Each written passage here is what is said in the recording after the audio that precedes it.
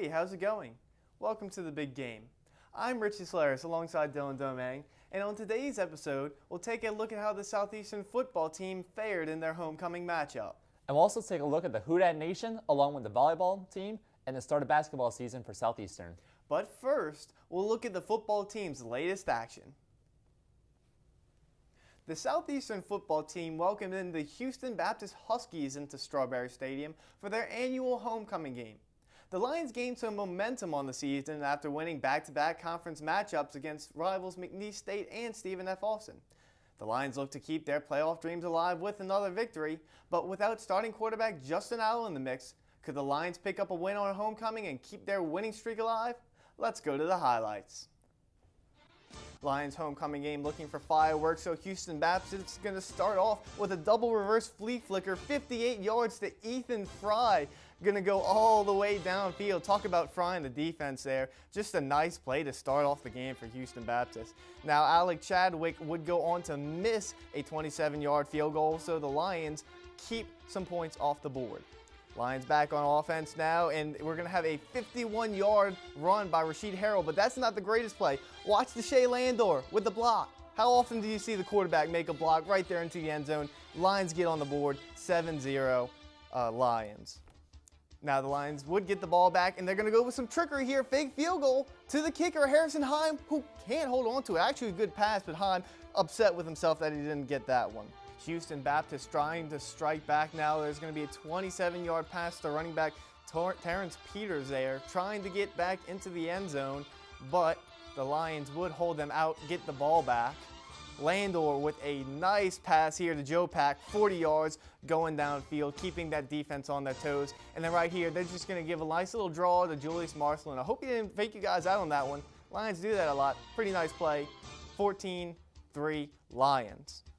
Now, Houston Baptist again trying to strike back, 34-yard grab, gets down at the one. They would call it a completion, and he dropped the ball at the end. But right here, they try to run it in, and the ball pops out. Lions ball again, so capitalizing on some Houston Baptist mistakes.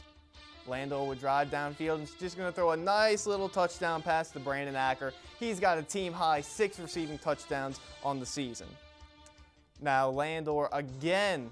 Lions get the ball back, and he's going to go to Jake Ingraffia for the touchdown here. Lions putting on a show. Houston Baptist in trouble here late in the game, and Dawson is going to go down. The Lions with another turnover have just about finished this one up. And then right here, Darius Doral with a nice 16-yard run up the middle. Make sure that there's no chance of the Huskies coming back. 37-3. And right here, the game ends. Interception. Lions would take it. Deshae Landor has a nice game.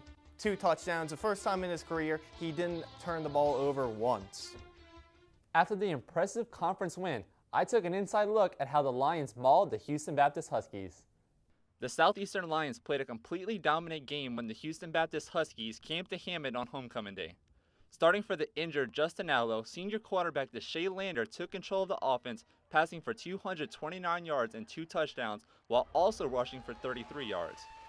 The Lions offense had a total of 334 yards and 3 touchdowns on the ground, where most of their yards came from Rasheed Harrell and Julius Marcelin. Harrell rushed for 84 yards and a touchdown on just 9 carries, while Marcelin had 81 yards and a touchdown. Landor spread the ball evenly as he completed his passes to 6 different receivers. Jawan Dickey and Javon Connor led the team with 5 catches apiece. Besides from the first and last drive of the first half, the Lions defense kept Houston Baptist offense in check, only allowing the Huskies to get 3 points and gain 293 total yards on offense. The Lions defense were led by junior defensive backs Javon Tillman and Max Lyons, who finished the game with 8 tackles apiece. Southeastern's defense was also able to get to the quarterback 3 times and also forced 3 turnovers as they recovered 2 fumbles and had an interception to seal the game. Southeastern's offense looked electric as they put up a season-high 563 total yards against the Houston Baptist Huskies. For the next game, the Lions will try to extend their current 3-game win streak at home against the Central Arkansas Bears. For the big game, I'm Dylan Domingue. After the victory over Houston Baptist, the Lions are ranked 3rd in the Southland Conference with a conference record of 4-1. The Lions' next opponent poses a threat to their playoff hopes. The Big Game's own John Sartori has an inside scoop on their upcoming opponent. The Southeastern Lion football team will have its biggest challenge of the year ahead of them this Saturday as the 18th ranked team in the FCS, the Central Arkansas Bears, come to Hammond for the Southland Conference Game of the Week. Southeastern is riding a 3-game winning streak heading into the ballgame, and after a 1-3 start, the Lions sit at 4-3 overall and 4-1 in Southland play. Senior quarterback Deshae Landor is expected to make his second straight start for the injured Justin Allo. Last week in his second start of the season, Landor had the best game of his collegiate career against Houston Baptist, throwing for 229 yards and 2 touchdowns with no interceptions. If Allo is healthy, he will enter the ballgame as one of the more dangerous quarterbacks in the Southland Conference, throwing for 1,288 yards and 12 touchdowns before injuring his shoulder 2 weeks ago in the Lions' win over Stephen F. Austin. Central Arkansas enters the contest tied with Sam Houston State for the regular season conference lead with a 5-0 conference record. The Bears defeated FBS opponent Arkansas State earlier this season and are 3-0 on the road so far in 2016. Central Arkansas is led offensively by Louisiana native Hayden Hildebrand, who has thrown for 1,623 yards and 10 touchdowns against just 3 interceptions. In UCA's 5 victories this season, the Bears are defeating opponents by an average of 27.6 points per contest. Southeastern may have one very important stat on their side, however. The Lions are 3-0 at home so far in 2016 and have not lost to UCA in Hammond since 2012. The winner of Saturday's contest will all but ensure themselves a spot in the FCS playoffs if they remain undefeated following Saturday's game, making this one of the more important matchups in Southeastern football history. For the Big Game, I'm John Sartori. In Week 7 of the 2016 NFL season, the Saints were sitting at 3rd in the NFC South Division with a 2-3 record, needing another win to keep pace with the Buccaneers and Falcons. Could the Saints part the Red Sea and take home a victory in Kansas City? Let's go to the highlights. All right, the Saints versus the Chiefs at Arrowhead. Saints, first drive of the game. Drew Brees finds Willie Snead for the first down. Snead gets up and tries to keep running, but he was down. Later in the drive, Brees lobs the ball to Brandon Cooks, who takes it in to give the Saints a 7-0 lead. Hey Richie, knock knock. Who's there, Dylan? It's Spencer Ware, Wow. and he could go all the way. That's my best Chris Berman impression. It's not really great. But now the score is tied at 7. Brees, he wants to throw another touchdown. Daniel Sorensen said, "I'll help with that," as he picks the ball off and returns it 48 yards for the touchdown. This will give the Chiefs a 14-7 lead. Chiefs back up with a touchdown. And Alex Smith rainbows a pass to Tyreek Hill, who catches the pot of gold and now gives the Chiefs a 2-touchdown lead. The Saints say, okay, that's enough. And Brees finds Mark Ingram for the score. And watch out! Ingram fires the ball into the end zone. I don't know who he hit there. It really seems like Ingram is sick because you know what? He just coughed up the ball. And the Chiefs defense recovers it and returns it. Mark Ingram really needs to get that cough cured. All right, under 3 to go in the game. Saints driving. Brees, he's going to roll out the pocket, and he will find Brandon Coleman for the 10-yard score. And that will put the game at 24-21. Saints try an onside kick, and they don't convert, unlike the Super Bowl. And that will lead the New Orleans Saints losing to Kansas City 27-21. Drew Brees passed for 367 yards.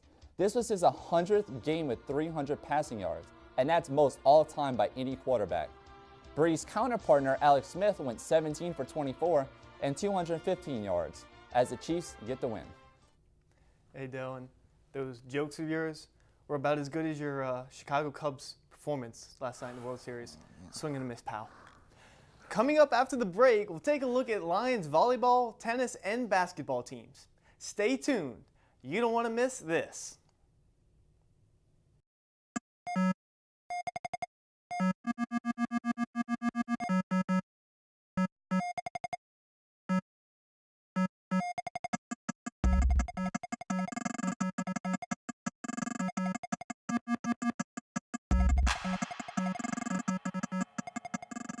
Welcome back to the big game.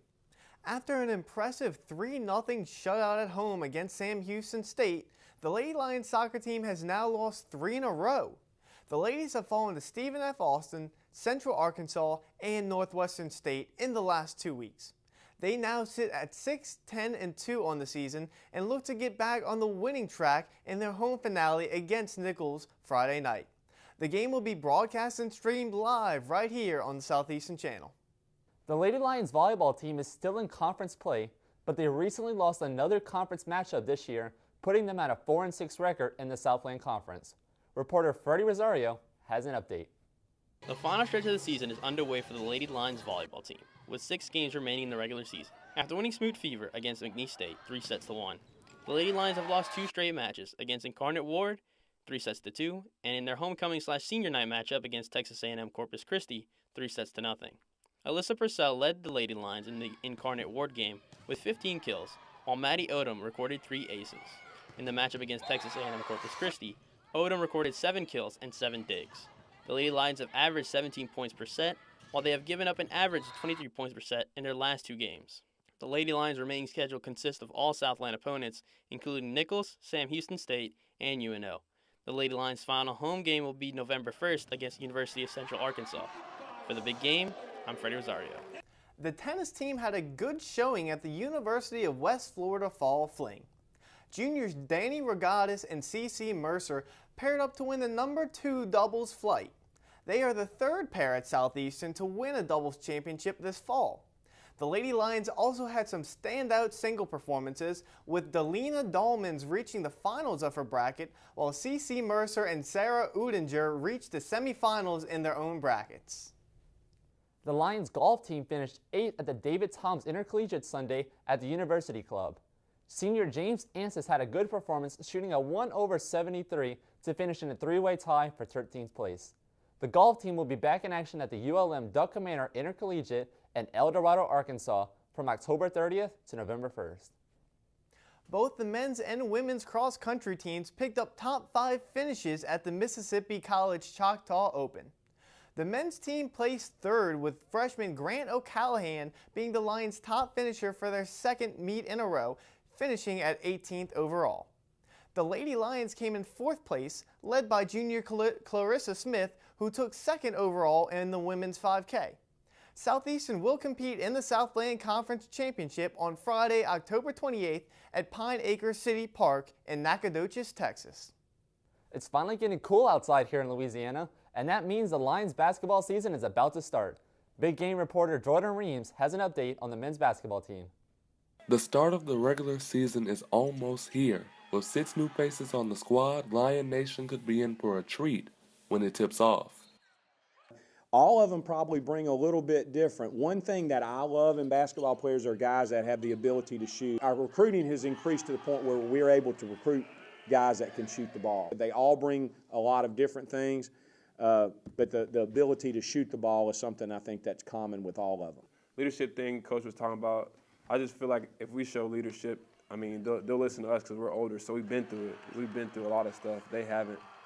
So that's just a big thing Coach is harping on, and I think if we do that, we'll be straight. Southeastern has a front court including a 6'10" senior center in Dominic Nelson, and of course we can't forget about senior 6'7" forward Jordan Capps, who cleans the glass until it shines. I feel like every time I'm aggressive or rebounding, it kind of sparks the team, and we just get a lot of energy from that. So every time I do that, most of the time we win. So if I keep doing that, we'll be pretty good. Reporting for the big game, I'm Jordan Reams. The Lady Lions basketball team is also getting ready to kick off, and this looks to be a season of change for the team. First-year head coach Errol Goff will bring a fresh start to the team, along with 7 new players and 6 returning. The top returnee is junior guard Talon Underwood, who has averaged 13 points a game last year with a school record of 73 three-pointers. They will play their first exhibition game on November 3rd. Big Game reporter Christine Grunder has the update on the Lady Lions basketball team. The Southeastern Lady Lions basketball team is gearing up for the 2016-2017 season with their first home exhibition game November 3rd against Loyola University. Head coach Earl Goff will be joining the Lady Lions on the court this season and believe the fans have something exciting to look forward to. Collectively, I think the fans are going to like or enjoy watching this team perform. The only returning starter we have is Taylor Underwood, so that's going to be a familiar name for the fans to hear and see her play. But, some of the new young ladies who are coming, we're going to be counting on a lot. By the look of this season's roster, it seems a whole new team is forming, with 2 junior college transfers and 4 true freshmen joining the team. However, the Lady Lions are confident that they are forming a team that the fans will be excited to watch. I feel like we're shaping pretty good so far. Like, learning each other and learning coaches' playing style is different, but we're getting used to it and getting better every day. With 2 transfer students adjusting to a new team and a new coach, it can be difficult. But with Coach Goff understanding each player's ability and seeing where they need to make adjustments, the transition has not been difficult. With the new coaching, it was kind of different because, we didn't do as much, like our team at Jones wasn't as much defensive oriented as it is here, but the transition was fine. The Lady Lions have a busy schedule ahead of them this season, facing off the University of Florida as well as Nicholls State twice this season. One game freshman Charlisa Douglas is looking forward to. I want to play Baylor. So Baylor, the Lady Lions are coming for you. Reporting for the big game, I'm Christine Grunder. Coming up after the break, we'll bring our guest expert, John Sartori, to the desk for some pick and roll. Don't go anywhere. The Southeastern Channel offers a lot for sports fans. Coaches shows, interviews with student athletes. Football games, baseball games, basketball games. I enjoy watching the coaches' insight programs after the online tracks because it does give our fans an insight of what happened during the game. I enjoy watching the big game. It gives me an opportunity to keep up with Southeastern athletics on a weekly basis. Not just football, baseball, basketball, but even the smaller sports, like soccer and volleyball. One of the things I've enjoyed most through the years watching is the production of the glory years. It's a history, it's a documentation of where we've come from around here. Solidified the reason why we brought Southeastern football back. When the Southeastern Channel replays games, it helps the students be able to catch up and see what's going on. I like to watch the baseball games and the football games. It's the only time I get to watch Southeastern football is I get to see it on television. I don't ever have time to go. Even athletics can be an educational experience when you involve the Southeastern Channel. Welcome back to the big game. It is now our favorite part of the show, pick and roll, and joining us on the desk is guest expert John Sartori. John, thanks for being here. No, Richie, thank you. And since I had such a good show last week, I decided to wear the exact same shirt and tie and jacket. So hopefully we can make it 2 good shows in a row. Well, John, I'm just happy to see you and Dylan sitting down at the same table being civil. I mean, after what you did to him last night, your Indians beating the Cubs, man, I thought it was going to be an all-out brawl at the desk today. As did I. I'm happy Dylan was able to keep his cool today. I'm trying to stay calm right now. It's very rough right now. Yeah, you were a little rough to him. Didn't you run around the entire restaurant? Yeah, I when did. The Indians I hit did. him? Wow. Yeah, when they hit home run, yeah. All right. So moving on from that, you two play nice. Talk about Southeastern football. Another nice win on homecoming, beat Houston Baptist, handled them really, but a big game coming up, a huge game, as Donald Trump would say, against Central Arkansas. What's the outlook, John? Well, I think it's going to be huge. I hope they can edit that out. But this is, you're going to find a little bit later in my editorial, my quick hit, how big I feel this game is. I feel this is one of the biggest games in Southeastern football history for this team to where they started this year, towards the bottom of the Southland Conference prediction-wise with the Shea Landor starting, and now Justin Allo has come in and been one of the best stories in the entire Southland Conference. For this team to have a chance to go against Central Arkansas and to defeat such a great opponent as Central Arkansas for a chance to get into the FCS playoffs, I think it's a huge game, maybe one of the bigger in school history. But it's going to be tough. Justin Allo day-to-day right now. Shea Landor had a great game against HBU. Definitely a better opponent in Central Arkansas, but Southeastern, a much better shot than a lot of people thought 2 months ago. And it'll be a good game. We'll see how it goes. So who would you start at quarterback this week? You start the injured Allo, or you go with Shea, who's running the hot hand? It's Allo. This is not even a good question. But it's Allo. Allo's hurt. Allo's hurt. Well, if he's hurt, then you put Landor in. But Allo is it's not, no. Stop trying this. We know Ron Roberts likes to go to Shea, John. We know he What are you likes to go doing? to Deshae. Stop. It's Aloe.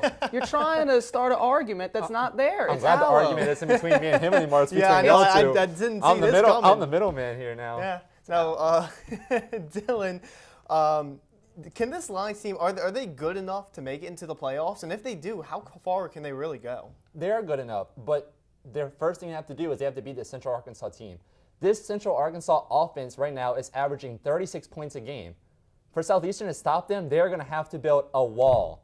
Okay, so Central Arkansas, in my prediction, I have them beating Southeastern, but that does not mean Southeastern cannot play at home and beat Central Arkansas this week. And if they do, I think they win out, and I think they make the playoffs. Now, how far they go, that depends on how good the team plays. I got to say, I think they do have a chance if they start Justin Allen. Now, look, John, I was playing devil's advocate. Okay, Yeah, you were. We gotta give Deshae his credit. He's played well when he's come in, except for the Lamar game. He did a great job against that 8th grade defense Saturday. When Justin Allen comes in and he plays, I mean, the offense is just, they're a completely different team. And Brandon Acker has had a huge season. He has 6 receiving touchdowns. That's a team high. Last year he dropped a lot of passes. He is the man right now. And then Jawan Dickey coming in, a transfer. He and Aloe are hooking up. They're both on the same page. So with Aloe in, if he plays Central Arkansas, they have a good chance of beating them. And I don't say that lightly, because Central Arkansas is a very good team. But with Aloe, you got a good chance at winning. Now, John, sticking with Southeastern here, it's basketball season. First exhibition game is coming up. What do you expect from the Lions this year? I'm just so excited. I am so excited. I mean that very, very seriously. The way that season ended last year, with all the momentum that was gained with the team getting into the Southland Conference tournament, you don't take that lightly. Of course, Josh Fillmore, a major contributor last year, will not be with the team, at least for the beginning of it. We'll see if he can make the team towards Southland Conference tournament time, but he's not going to be there. But so many returning starters, so many returning players. The only 2 you lose are Zay Jackson and Jamichael Hawkins. Marlon Veal, a great young athlete. He could have a big breakout year. Dominic Nelson, much improved. Jordan Capps, much improved. This is a team that not only has improved in terms of talent, but the way the schedule stands up. With the way the schedule was set up last year, a lot of money games, so to speak. This year, the non-conference schedule, somewhat weak for this team. They could make a run. I don't know if they'll get the NCAA tournament. Tough conference. Stephen F. Austin, always tough in that conference, as well as a few other schools, Central Arkansas being one of them. But this could be a really fun year, a lot of home games, and they were almost unbeatable last year at home. So this could be a really fun year for Southeastern basketball, and I'm expecting big things. Yeah, talk about doing well at home last year. Man, did they have a great late season run, didn't they, to make the playoffs? Now, we talk about some of the success they had. What's going to be their biggest struggle this year, Dylan? Well, I'm actually going to say something that's weird to say. I agree with John with what he just said there. Wow. But yeah, no surprise there. Yeah. Like you said, they did great at home last year.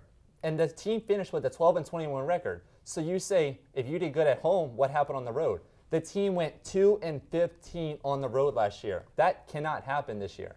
Now, they had a lot of tough non-conference games last year, and they have tough teams in their conference. So this year, their big out-of-conference matchup will be at Cal. But other than that, I think this team can go very far, and I think they get 20-plus wins this year. Yeah, you know, the biggest thing about the road struggles is teams look forward to when you come to play them.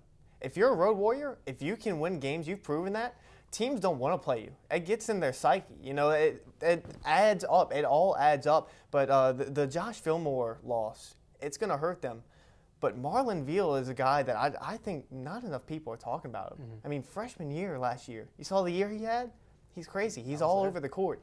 I think he'll really make a big impact for the Lions. They'll have a good year. Not so sure, like you said, if they'll make the tournament. Tough conference, but I think they're poised to have an even better year than they did last year. If they can get off to a nice start, then we could see something special this year from the team. Now, sticking with college, but going a little bit away from Southeastern, college football, it's been an interesting ride this year. We have seen teams ride the momentum, some underrated teams in the top 10 now.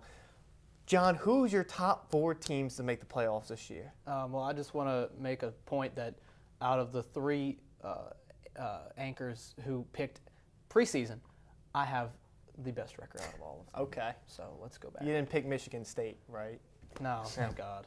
Freddie Rosario, Michigan State. But my 4 teams right now. Alabama still in, obviously. They are number 1 unanimously. Clemson, I don't think they'll make it, but right now, top 4. I think Florida State could take care of them. Louisville's right on their edge, right on their tails too. Louisville, I think, is there too. Washington, if they can get past Utah, because Pac-12 weak. But I think that'll change a lot. So I'm not setting that in stone. I think a lot of movement still left to be had. But those are my 4 right now, and we'll see how it goes.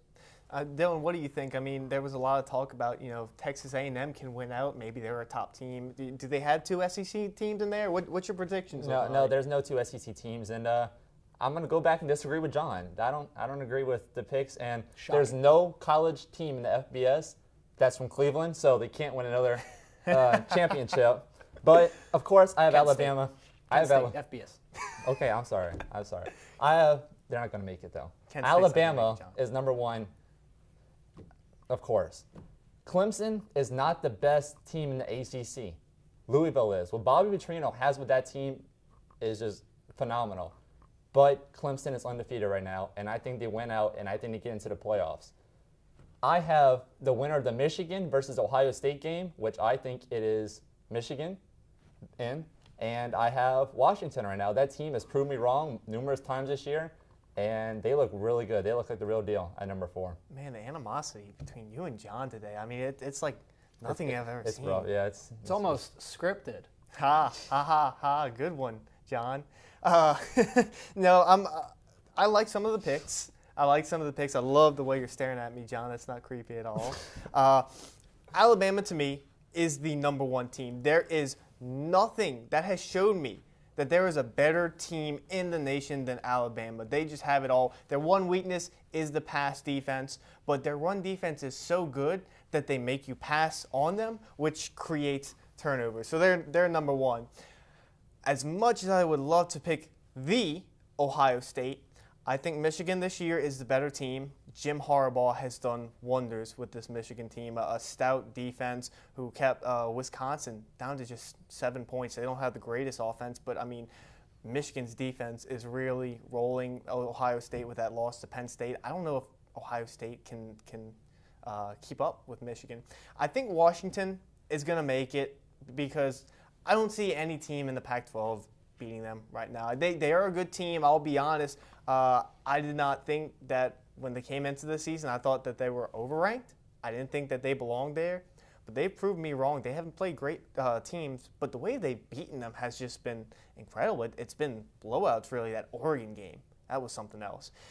And then Clemson. Clemson is a bit of a doozy because they beat Louisville, but I think that Florida State could knock them off, and I want to believe that the magic of Lamar Jackson, that they're going to make it in. And I'm going to go one step further, John. I'm going to say they win it all. I know. Bama is the best team in the nation. I believe in Lamar Jackson. He is something else. And football's a team sport.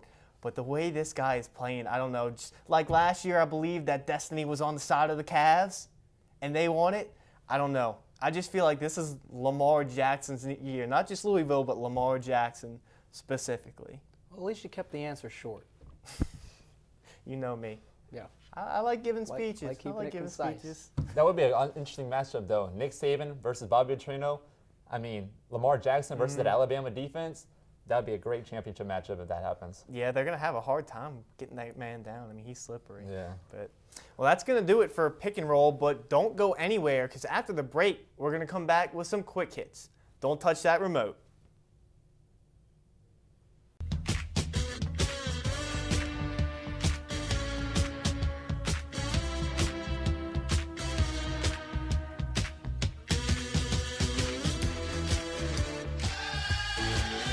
For the big game, I'm Richard Mills. For the big game, I'm Colton Lucas. For the big game, I'm Dominique Robo. For the big game, I'm Nicole Fechet. Reporting for the big game, I'm Tyler Wagensback.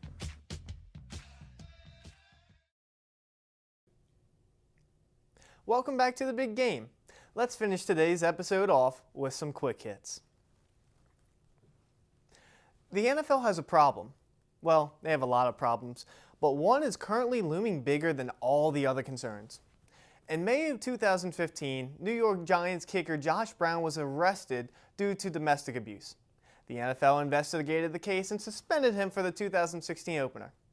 Since then, journals have come out written by Brown himself about how he constantly abused his wife throughout their marriage. Now the NFL is scrambling to catch up and put out the flames before they spread. However, this is not an isolated incident. The NFL has mishandled a lot of domestic abuse cases. One of the big ones in 2014 was Ray Rice. He was suspended 2 games for hitting his wife. A video then came out and was given to the NFL and surfaced on the internet of Ray Rice knocking his wife unconscious and dragging her out of an elevator. It took them 4 months to give him a 2-game suspension. Just 2 games.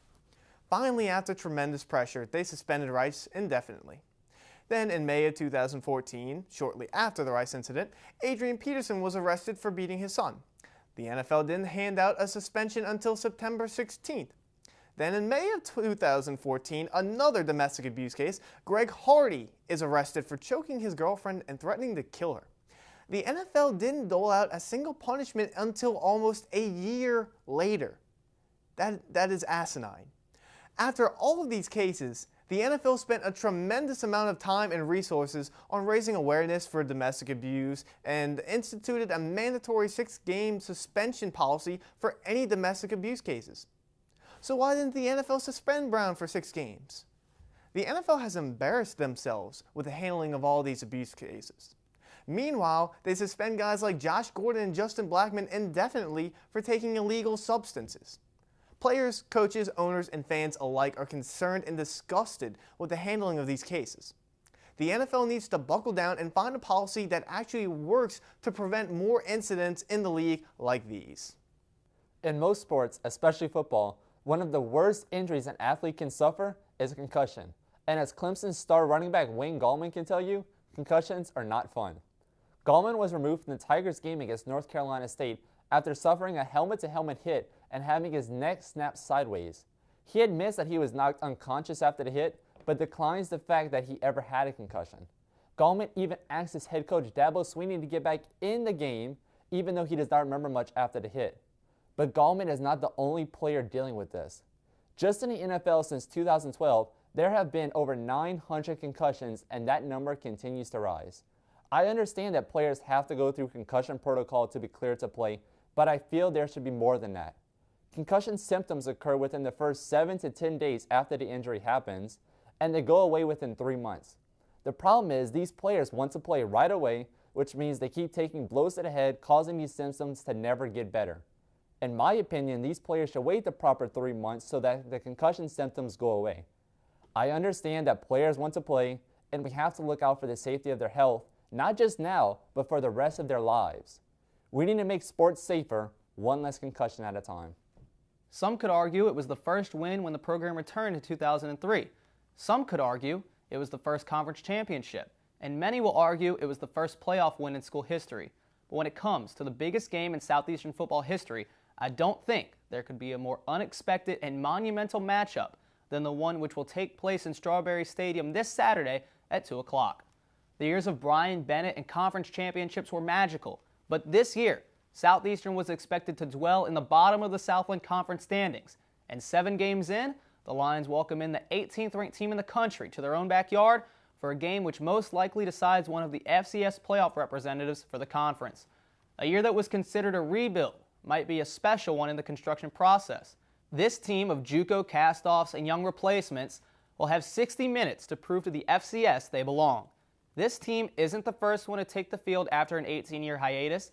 It isn't the talent-loaded bunch that won back-to-back conference championships. But this is the most driven and inspired team in Southeastern history. A team that from the start was told they weren't good enough, will have one game to prove that they are.